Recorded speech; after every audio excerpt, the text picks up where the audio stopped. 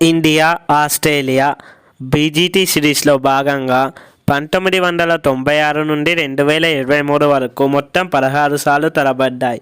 ఎడుతు చూసుకుంటే టీమిండియా మొత్తం 10 సార్లు గెలవగా ఆస్ట్రేలియా కేవలం 4 సార్లు మాత్రమే గెలిచింది. ఈ నెల 22 నుండి ప్రారంభం కానున్న బీజీటీ సిరీస్ ఇరు జట్లకు చాలా కీలకం. ముఖ్యంగా న్యూజిలాండ్పై వైట్ వాష్ గురైన టీమిండియా WTC ఫైనల్కి వెళ్ళాలంటే ఆస్ట్రేలియాను 4-0 తేడాతో ఓడించాల్సిందే. అయితే ఆస్ట్రేలియాతో బీజీటీ సిరీస్కు ముందు టీమిండియా కొన్ని ఛాలెంజెస్ ఫేస్ చేస్తుంది. అవేంటో ఇప్పుడు చూద్దాం. Number 1, absence of Rohit Sharma and Shubman Gill for the first test match. ఈ ఇద్దరు ఓపెనర్స్ ఫస్ట్ టెస్ట్ మ్యాచ్ ఆడకపోవడంతో ఆ భారం యంగ్ ప్లేయర్స్ అయిన యశస్వి జైస్వాల్ అండ్ కేఎల్ రాహుల్ పైన పడుతుంది. ఓపెనర్స్ మంచి స్టార్ట్ ఇచ్చినప్పుడే టీం బాగా పర్ఫామ్ చేయగలరు. సో ఈ ఇద్దరి ఆప్షన్స్ వల్ల టీమిండియా మిడిల్ ఆర్డర్పై కూడా ఎంతో కొంత ఎఫెక్ట్ చూపిస్తుంది. Number 2, burden on Bumrah and pressure of reaching WTC final. ఇప్పటికే న్యూజిలాండ్పై 3-0 తేడాతో ఘోర పరాజయం చూసిన టీమిండియా WTC ఫైనల్కి వెళ్ళాలంటే ఆస్ట్రేలియాను 4-0 లేదా 5-0 తేడాతో ఓడించాలి. అంటే ఒక్క మ్యాచ్ కూడా ఓడిపోవద్దు. సో ఫస్ట్ మ్యాచ్ లీడ్ చేస్తున్న బూమ్రాపై ప్రెజర్ ఉంటుంది. ఫస్ట్ మ్యాచ్లో మన టీమిండియా ప్లేయింగ్ 11 ఎలా ఉండబోతుందో చూద్దాం.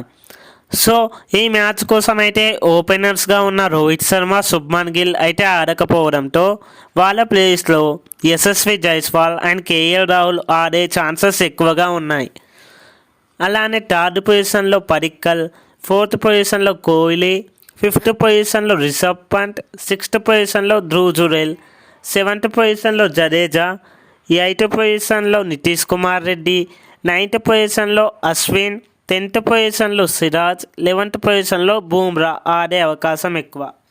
ఈ ప్లేయింగ్ 11 నా ప్రిడిక్షన్ మాత్రమే. రియాలిటీలో కొన్ని మార్పులు ఉండొచ్చు, ఉండకపోవచ్చు.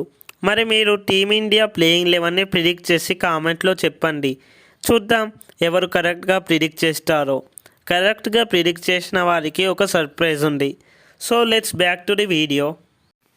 నంబర్ 4 ప్లేస్లో ఆడుతున్న విరాట్ కోహ్లీకి అయితే టెస్టులో ఆస్ట్రేలియాపై మంచి రికార్డు ఉంది. తాను ఆస్ట్రేలియాపై ఆడిన గత 13 టెస్టు మ్యాచెస్లో గాను 54.08 స్ట్రైక్ రేట్తో 1352 పరుగులు సాధించారు.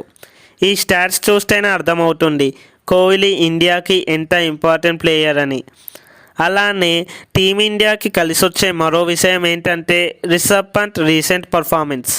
న్యూజిలాండ్పై టెస్టులో 43.50 యావరేజ్తో 261 రన్స్ చేసి టాప్ రన్ స్కోరర్గా నిలిచాడు. అలానే రిషబ్ పంత్కి ఆస్ట్రేలియాపై చాలా మంచి రికార్డు ఉంది. ఆస్ట్రేలియాపై తాను ఆడిన గత 7 మ్యాచెస్లో 62.40 యావరేజ్తో 624 పరుగులు చేశారు. ఈ స్టాట్స్ చూస్తే అర్థమవుతుంది మనం ఈసారి రిషబ్ పంత్ నుండి ఊర్రా మాస్ పర్ఫార్మెన్స్ చూడబోతున్నామని.